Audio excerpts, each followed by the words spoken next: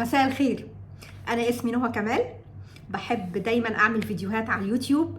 أحب أشارككم يومياتي وأفكاري ومعلوماتي عن الحياة والصحة والتجميل والأكل والسفر والرياضة. بحب أرحب بكل المتابعين القدام والجداد، على راسي. اشتركوا في القناة، الجداد يشتركوا في القناة وفعلوا جرس التنبيهات عشان يجيلهم إشعار بإن أنا نزلت فيديوهات جديدة. المتابعين القدام والجداد يكتبوا لي تعليقات تحبوا اتكلم في موضوعات ايه. طيب النهارده عايزه اكلمكم عن حقن التخسيس، لانها الناس دايما يبعتوا لي تعليقات على العام وعلى الخاص: يا نهى انت تعبه نفسك ليه في الرياضه؟ لان طبعا انا عندي زياده وزن كبيره وعندي مقاومه انسولين، ففي بعض من اصحابي والمتابعين بيقعدوا يقولوا لي انت ليه تعبه نفسك وتعبه قلبك في رياضه وجيم وتعب وحرمه نفسك من الاكل. عادي، روحي خدي حقن التخسيس اللي طالعه موضه وترند جامد قوي قوي قوي، وما تتعبيش نفسك. يا اما تعملي عمليه قص معده، تكميم، تحويل مسار، يا اما تاخدي حقن التخسيس. طيب انا ضد، بعلنها على الملأ، انا ضد عمليات تحويل المسار والتكميم وقص المعده. انا ضد حقن التخسيس، انا ضد حبوب التخسيس، انا ضد اعشاب التخسيس، انا ضد اي حاجه تاخديها عشان تساعد الوهم اللي جواكي انه هيساعدك في التخسيس. اولا الحاجات دي يا جماعه ليها اضرار بالغه. انا عملت فيديو قبل كده عن مخاطر واضرار عمليات التكميم، اوكي، روحوا شوفوه. حبيت اشارككم النهارده عن ناس سيلبرتي زي إلهام شاهين، زي خالد الصاوي، كانوا بيحكوا على أضرار أخذ حقن التخسيس. خالد الصاوي عنده زيادة في الوزن، أخذ الحقن، بيقول أنا جربت كل حاجة، جربت الأوزمبيك وجربت المونجارو وجربت كل حاجة. بيقول أنا حصلت لي كارثة.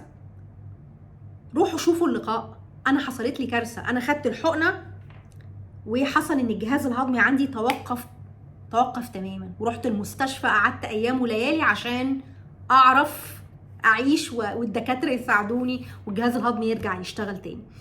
إلهام شاهين قالت في لقاء لما سألوها انت ازاي خسيتي، قالت لهم حقن، بس أنا عايزة أقول لكم محدش ياخدها، أنا صحتي ضعفت. بتقول أنا ضعفت في الجسم، بس أنا صحتي اتبهدلت وضعفت جدا كصحة من الحقن دي، لأنها بتسد الشهية وبتعمل مشاكل كتير في الجسم. انا ما جربتش لا المونجارو ولا الاوزمبيك ومش عايزه اجربهم ومش هجربهم. انا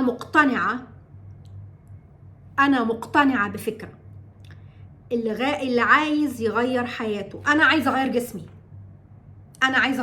عايزه اغير شكل جسمي، عايزه اغير حياتي انها تبقى حياه جميله وحياه صحيه. يبقى لازم اغير نشاط يومي، لازم اغير نسيج افكاري تجاه الاكل وتجاه الرياضه. الرياضه مش اوبشن، الرياضه ماست. الرياضه مش اوبشن تقولي او لا، الرياضه لازم تعمليها، لازم 3 ايام في الاسبوع لازم تروحي تلعبي رياضه، اوكي؟ ولازم تبتدي تغيري افكارك تجاه الاكل. ما يبقاش هو السعاده في حياتك انك تاكلي حلويات، مش دي السعاده. يعني لازم تبتدي تفكري السعاده انك تعرفي تلبسي حاجه حلوه وتبقى جسمك متناسق وشكله حلو. السعاده انك تعيشي بصحه وتعرفي تركضي وتجري بدون ما تنهجي وتعملي انشطه سباحه وتعملي انشطه كتير. السعاده انك يبقى وشك منور ما فيهوش مشاكل. كل ده نتيجة تغيير عادات أكلك وأنشطتك اليومية البدنية، أوكي؟ عشان كده أنا اللي كان بيبعت لي يقول لي يا نهى بلاش تتعبي نفسك وتروحي الجيم وكل ده تعب قلب، روحي على طول اعملي قصي معدتك واعملي تكميم أو تحويل مسار أو خدي حقن لا لا لا لا، انا مش هعمل حاجه زي دي على فكره. وانا جربت الحاجات دي، انا ما عملتش عمليات بس جربت مثلا حبوب التخسيس. اخدت حبوب تخسيس في حاجات بتلعب على احساس الشبع، اوكي؟ اخدتها وكانت للاسف مضره جدا وكانت ممكن تعمل لي جلطه، لان انا طبعا ما اقدرش اقول اسمها، هي اتسحبت على فكره من السوق. يعني الدواء اللي انا كنت باخده الكلام ده من تقريبا 15 سنة. كنت باخده وما كنتش عارفة انه ممكن يجيب لي جلطة. لما جيت قريت ده ممكن يجيب جلطة، فطبعا اتسحب من السوق بعد فترة من الشكاوي. الدواء ده ما بقاش ينزل عالميا واتسحب من الاسواق، لانه الريسك فاكتور فيه عالي جدا انه ممكن يجيب جلطة. هو طبعا بيسد الشهية، بيخليكي ما تبقيش عندك اشتهاء للاكل. فانا جربت من 15 سنة، جربت حبوب، جربت اعشاب، جربت وصفات، جربت حاجات كتير قوي، بس ما جربتش ان انا اغير تفكيري تجاه الاكل والحياة والرياضة. السنة دي في شهر 6 و7 قعدت مع نهى وقررت ان انا مش هعيش نهى القديمة، هعيش نهى بصورة احسن. همارس الرياضة كل يوم. في شهر 7 و8 انا كنت بروح الجيم كل يوم. هاكل صحي، هبتدي ابعد نفسي عن الحاجات اللي بتضرني، هبعد عن القلق والتوتر والاحباط والاكتئاب. هروح الجيم كل يوم، هاكل اكل بيفيد جسمي بيفيد بشرتي، هشرب ميه كتير. فلما بدات اعمل ده لقيت النتيجه على صحتي، المردود، نومي اتحسن، ادائي في الشغل بقى احسن، صحتي النفسيه اتحسنت كتير جدا. اوكي، طبعا بقيت اكل الحاجات الصح اللي تفيد جسمي.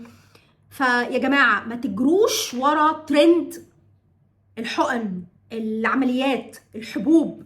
اقعدوا مع نفسكم وافهموا ايه المشاكل اللي انت بتواجهها عشان تغير افكارك. انت عايز تعيش بقية حياتك وانت وزنك سمين؟ لا. عايز تعيش على كرسي متحرك لما توصل 70 سنة؟ لا. عايز الناس وانت لما توصل 70 تشيلك وتحطك وتوديك مستشفى وتفضل تاخد حبوب ضغط وقلب وسكر لا. عايز تعمل عمليات جراحية ويقصوا معدتك؟ لا لا. مش عايزه اعمل جراحه واخد بنج كلي ويقصوا معدتي ويسيبوا لي معده على شكل موزه كده صغيره، اكل حبه صغيره وارجع ويجي لي ارتجاع وشعري يقع واعتمد على الفيتامينز وما اعرفش اكل. لا، انا عايزه اكل صحي وعايزه اعيش بحياه صحيه وعايزه اتمتع بحياتي. مش عايزه اقعد متكتفه بسبب الوزن الزايد. فعلا فعلا السمنه مقبره، السمنه قبر. انت ميت وانت عايش. فاللي عندهم سمنه او زياده في الوزن يبتدوا بس يغيروا افكارهم تجاه الحياه والاكل والرياضه، ويقعدوا مع نفسهم وياخدوا خطوات قرار. انا هروح الجيم، انا هاكل صحي، انا هعيش حياه صحيه. يوم ورا يوم فكره هيتغير، حالته النفسيه هتتغير، وهيبتدي يعشق الرياضه ويعشق الجيم ويعشق الاكل الصحي. بحبكم.